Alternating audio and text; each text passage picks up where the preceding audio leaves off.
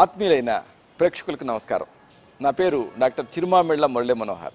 ఈ కార్యక్రమంలో ఒక ముఖ్యమైన విషయాన్ని తెలుసుకోబోతున్నాం. ఎంతోమందిని ఇబ్బంది పెట్టే సమస్య ఇది. ఎంతోమంది ఈమెయిల్స్ ద్వారా, ఫోన్స్ ద్వారా, ఎస్ఎంఎస్ల ద్వారా అడుగుతున్న సమస్య ఇది. ఇదే జుట్టు రాలటం. ఈ హెయిర్ ఫాల్ అనేది ఎంత పెద్ద సమస్య అయిందంటే చిన్నపిల్లల దగ్గర నుంచి పెద్దవాళ్ళ దాకా అందరినీ ఇబ్బంది పెట్టే సమస్య అయింది ఇది. నా దగ్గరికి వచ్చేటువంటి పేషెంట్స్లో దాదాపు 50% మంది ఈ జుట్టుకి సంబంధించిన సమస్యలనే చెబుతున్నారు. అంటే ఈ సమస్య ఎంత స్థాయిలో ఉందో అర్థం చేసుకోవచ్చు. ఇలాంటి ఈ హెయిర్ ఫాల్ గురించి, అలాగే దీనికి సంబంధించిన కొన్ని ఔషధాల గురించి ఈ కార్యక్రమంలో తెలుసుకుందాం. ముందుగా ఈ జుట్టు రాలుతున్నప్పుడు మనం కారణాల దిశగా ఆలోచించాలి. అసలు ఈ జుట్టు ఎందుకు రాలుతుంది, ఇది ముఖ్యం. ఇక్కడ చాలామంది అడుగుతూ ఉంటారు, జుట్టుకి ఏదన్నా ఒక ఔషధం చెప్పండి అని. కానీ ఇక్కడ ముఖ్యమైన విషయం ఏంటంటే, అసలు జుట్టుకి ఒక ఔషధం చెప్పాలంటే ముందుగా మీరు గ్రహించాల్సింది ఏంటంటే, జుట్టులో అసలు జీవమే లేదు. జీవం లేని దాని గురించి మనం ఇంకేం చెబుతాం అంటే అర్థం ఏంటంటే, చూడండి, మనం జుట్టుని కత్తిరించామనుకోండి, మనకి ఏ నొప్పి తెలియదంటే అర్థం ఏమిటి? దాంట్లో జీవం లేదు. జీవం లేని దాన్ని ఏం పెంచుతాం? ఇప్పుడు ఒక మొక్క ఉందనుకోండి, దాంట్లో అది జీవం ఉంటుంది కాబట్టి నీళ్లు పోస్తే ఆ మొక్క పెరుగుతుంది, దానికి ఎరువు వేస్తే పెరుగుతుంది. కానీ విచిత్రంగా జుట్టులో జీవమే ఉండని దాని గురించి మనం తాపత్రయపడుతున్నాం. అయితే ఇక్కడ ఒక విషయం మీరు గమనించాలి. జుట్టు పైన జీవం ఉండదు, కానీ మొదళ్లలో జీవం ఉంటుంది. కాబట్టి ఆ మొదలు ఆరోగ్యంగా ఉంటే జుట్టు అంతా హెల్దీగా కనిపిస్తుంది. ఎందుకంటే అది పైకి వచ్చిన తర్వాత జీవరహితంగా తయారవుతూ ఉంటుంది జుట్టు. కాబట్టి జుట్టుని మనం కాపాడుకోవాలి, జుట్టుని అందంగా తీర్చిదిద్దుకోవాలంటే మొదళ్ళని జాగ్రత్తగా కాపాడుకోవాలి. అప్పుడు ఆటోమేటిక్గా ఈ జుట్టు అనేది అందంగా కనిపిస్తుంది. అసలు ముందు మనకి జుట్టు ఎందుకు ఉండాలి అంటే దీనికి ఒక ప్రయోజనం ఉంది, ఒక పర్పస్ ఉంది. మన జుట్టు మామూలుగా మన ప్రాంతంలో, మన ఇండియా ఇలాంటి దేశాలలో వేడిగా ఉండేటటువంటి ప్రాంతాలలో జుట్టు నల్లగా ఉంటుంది. అందుకే ఆఫ్రికా దేశస్తులకు కానీ, ఇండియన్స్ కానీ, వీళ్ళందరికీ జుట్టు నల్లగా ఎందుకు ఉంటుంది అంటే ఈ ప్రాంతాల్లో వేడి ఎక్కువ. వేడికి జుట్టుకి ఏమిటి సంబంధం? నలుపుదనానికి. అంటే మన జుట్టు వేడిని వికేంద్రీకరిస్తుంది. అంటే మన ఒంట్లో ఉండేటువంటి వేడిని ఈ జుట్టు తీసేసుకొని బయట వాతావరణంలోకి వెదజల్లుతుంది. అంటే మన ఎట్లయితే ఒక ఎండకి గడ్డి మాడిపోతుందో వేడికి, అలాగా ఈ వేడికి మన జుట్టు దెబ్బతింటుంది. అందుకని మనకి ఆ వేడి తగ్గించుకోగలిగితే జుట్టు హెల్తీగా కనిపిస్తుంది. ఇది సింపుల్ లాజిక్. మరి ఈ జుట్టు ప్రయోజనం ఏమిటి అంటే ప్రధానంగా వేడిని వికేంద్రీకరించడం. అందుకే కదా ఇప్పుడు మనం గొడుగు ఎందుకు వాడతాం? తెల్ల గొడుగు ఎందుకు వాడడం? నల్ల గొడుగు ఎందుకు వాడతాము అంటే ఇది ఆ వేడిని తీసుకొని వెదజల్లుతూ ఉంటుంది. అది దీని ప్రత్యేకత. అలాగే మన జుట్టు కూడా అంతే. అలాగే మీరు గమనించారో లేదో, జుట్టు కేవలం తలలోనే ఉండదు. వేడి ఎక్కువ ఉంటుందో అక్కడ అన్ని చోట్ల జుట్టు ఉంటుంది. ఉదాహరణకు మన బాహుమూలల్లో కూడా జుట్టు ఉంటుంది. ఎందుకు ఉంటుంది అంటే అక్కడ కూడా విపరీతమైనటువంటి వేడి తయారవుతూ ఉంటుంది. అందుకే మనం చలికాలం సంకళ్ళల్లో చేతులు పెట్టుకుంటాం. ఎందుకు అంటే అది అంత హీట్ పాకెట్స్ అవి.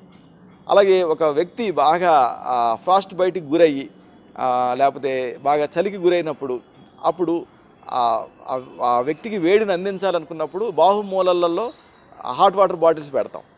అప్పుడు తిరిగి ఆ ఫ్రాస్ట్ బైట్ నుంచి బయటకు వస్తాడు. కాబట్టి ఇక్కడ చెప్పొచ్చేది ఏంటంటే ఎక్కడైతే వేడి ఉంటుందో అక్కడ ఆ వేడిని వెదజల్లటం కోసం జుట్టు ఉంటుంది. కాబట్టి మనం ఏం చేయాలి? జుట్టుని కాపాడుకోవాలంటే శరీరంలో వేడిని తగ్గించుకోవాలి.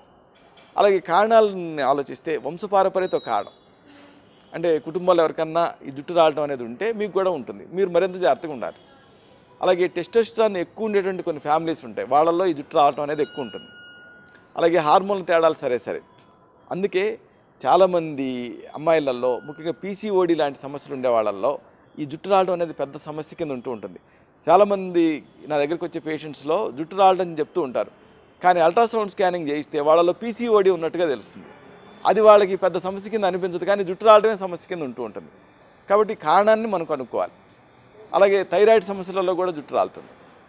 అలాగే ఈ హార్మోన్ తేడాలు వచ్చే సందర్భాలు, ఉదాహరణకు ప్రసవ సమయం కానీ, లేకపోతే సంతాన నిరోధక మాత్రలు వాడే టైంలో కానీ ఈ జుట్టు రాలుతూ ఉంటుంది. అలాగే ఎలోపేషియా ఏరియేటా, ఈ ఎలోపేషియా ఏరియేటా సమస్య ఉన్నప్పుడు కూడా అది ఒక ఆటోఇమ్యూన్ డిసీజ్, జుట్టు రాలుతుంది.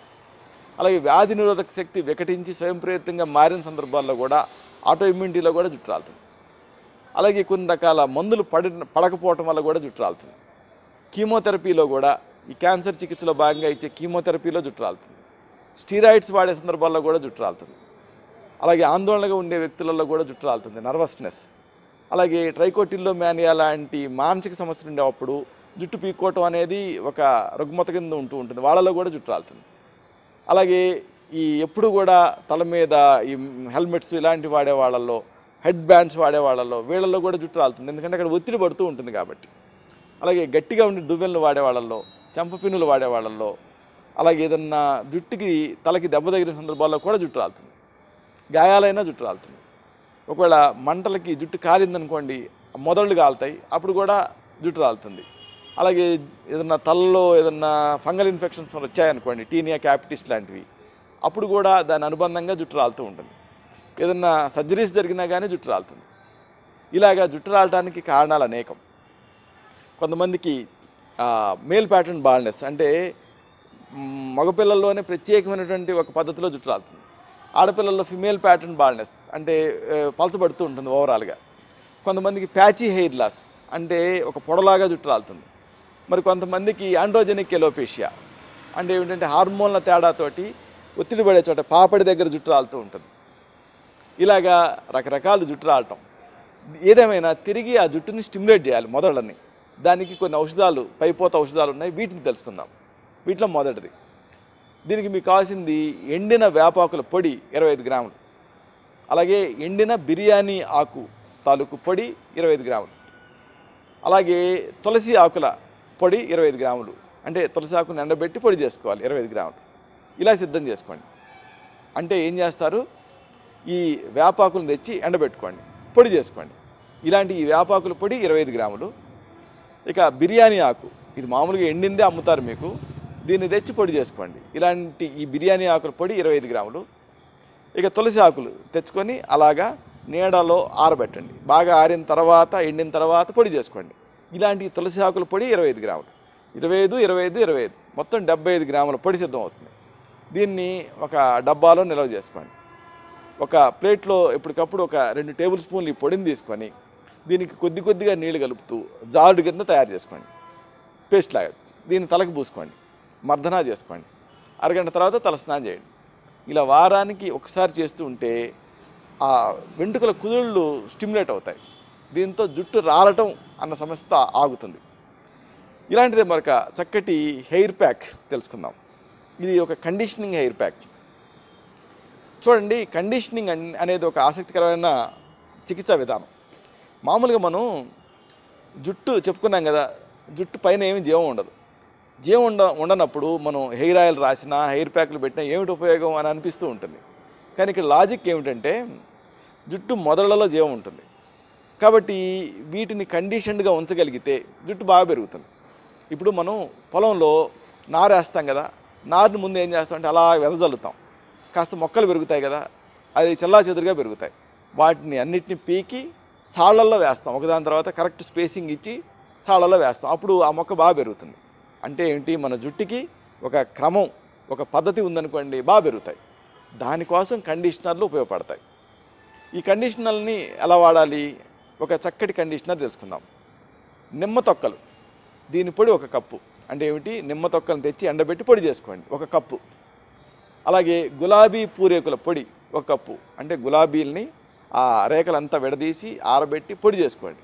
ఆ పొడి 1 కప్పు. గులాబీ పూరేకుల పొడి 1 కప్పు. అలాగే మందార పువ్వుల పొడి 1 కప్పు. ఇది అంతే, మందార పువ్వుని తెచ్చుకొని ఎండబెట్టేసేసి పొడి చేసుకోవాలి 1 కప్పు. అలాగే కరివేపాకు, దీని పొడి 1 కప్పు. అంటే కరివేపాకుని తెచ్చి ఎండబెట్టి పొడి చేసుకోండి 1 కప్పు. అలాగే సీకాయ పొడి 1 కప్పు. సీకాయ ఎండిందే మనకు అమ్ముతారు, తెచ్చుకొని పొడి చేసుకోవాలి 1 కప్పు. ఇలాగ అన్నింటినీ కలపటమే. అంటే 1 కప్పు నిమ్మ తొక్కల పొడి, 1 కప్పు ఏమో గులాబీ పూరేకుల పొడి, 1 కప్పు ఏమో మందార పువ్వుల పొడి, 1 కప్పు కరివేపాకు పొడి, అలాగే 1 కప్పు సీకాయ పొడి. అన్నిటిని బాగా కలిపి ఒక పాత్రలో, ఒక డబ్బాలో నిల్వ చేసుకోండి. ఒక ప్లేట్లో ఎప్పటికప్పుడు 1 టేబుల్ స్పూన్ తీసుకొని దానికి 1 కోడిగుడ్డు లోపల ఉండే తెల్ల సొన కలపండి. కలిపేసేసి పేస్ట్లా చేయండి. దీన్ని తలకు పట్టించండి, అరగంట ఆగండి, తర్వాత కడిగేసుకోండి. దీన్ని తలస్నానం తర్వాత కూడా కండిషనర్ లాగా వాడాలి. అంటే ముందు ప్రయోగించాలి, తలస్నానం చేయాలి, తలస్నానం చేసిన తర్వాత మళ్ళీ దీన్ని ప్రయోగించి మళ్ళీ మామూలు నీళ్ళతో కడుక్కోవాలి. అప్పుడు ఆ కండిషనింగ్ ఎఫెక్ట్ దీనిపైన పడుతుంది. అంటే జుట్టు ఒక క్రమ పద్ధతిలో పెరుగుతుంది, ఎందుకంటే కండిషనింగ్ అయింది కాబట్టి జుట్టు బాగా పెరుగుతుంది. ఇలాంటిదే ఈ జుట్టు రాలటం సమస్యని చక్కదిద్దే మరొక పైపోత. దీనికి మీకు కావాల్సింది మెంతులు 2 టీ స్పూన్లు, అలాగే గోరింటాకు పేస్ట్ 1 కప్పు, ఇంకా పెరుగు 1/2 కప్పు. ఇలా సిద్ధం చేసుకోండి. ఈ మూడింటిని ఉపయోగిస్తూ ఔషధాన్ని తయారు చేసుకుని వాడుకుంటే వెంట్రుకల కుదుళ్ళు స్టిమ్యులేట్ అవుతాయి, జుట్టు బాగా పెరుగుతుంది. అంటే ఒక బౌల్లో ఇప్పుడు మనం చెప్పుకున్న ఈ పదార్థాలు తీసుకోండి. 2 టీ స్పూన్ల మెంతులు, అలాగే 1 కప్పు గోరింటాకు. మెంతుల్ని పొడి చేసి తీసుకోండి, గోరింటాకుని పేస్ట్ చేసి తీసుకోండి. ఇలా తీసుకొని దీనికి 1/2 కప్పు పెరుగు కూడా కలపండి. అన్నిటినీ కలపాలి.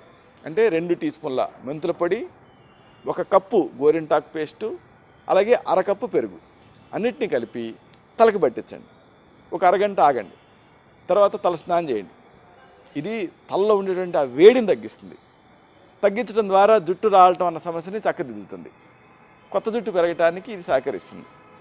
ఇలాగ మీకు అనువైన ఒక పైపోత లేపన ఔషధం వాడుకుంటూ ఆహారపరంగా జాగ్రత్తలు తీసుకోవాలి.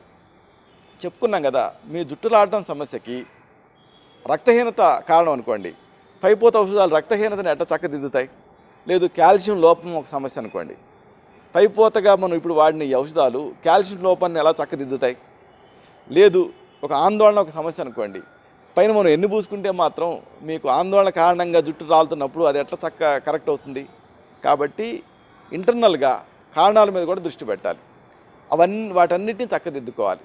తేలిగ్గా జీర్ణమయ్యే ఆహారాలు తీసుకోండి, మలబద్ధకం లేకుండా చూసుకోండి, ఆలస్యంగా జీర్ణమయ్యే ఆహారాలు మానేయండి, మానసికంగా సంతోషంగా ఉండండి.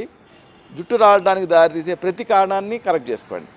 అయినప్పటికీ మీకు ఈ సమస్య ఉంటే అప్పుడు దీనికి ఏదైనా వ్యాధులు కారణమా అనేది చూడాలి. థైరాయిడ్ సమస్య, పీసీఓడి సమస్య, రక్తహీనత, కాల్షియం లోపమా, ఏమిటి ఈ సమస్య అనేది చూడాలి. అలాగే మీ బాడీ టైప్ని కూడా అనలైజ్ చేయాలి. మీ నాడి చూసి, మీ తత్వాన్ని చూసి మీకు మాత్రమే ప్రత్యేకమైన ఆయుర్వేద ఔషధాలు ఉంటాయి. వీటిని తగిన అనుపాన సహపానాలతో ఇంటర్నల్గా ప్రిస్క్రైబ్ చేయాలి, ఎక్స్టర్నల్గా కూడా ప్రిస్క్రైబ్ చేయాలి. అప్పుడు ఈ హెయిర్ ఫాల్, జుట్టు రావడం అన్న సమస్యను మీరు జయించగలుగుతారు. ఇలాంటి మరొక ఆసక్తికరమైన విషయాన్ని తిరిగి ఇదే కార్యక్రమాల పరంపరలో మనం కలుసుకున్నప్పుడు సవివరంగా, సహేతుకంగా, సమగ్రంగా తెలుసుకుందాం. అంతవరకు సెలవు.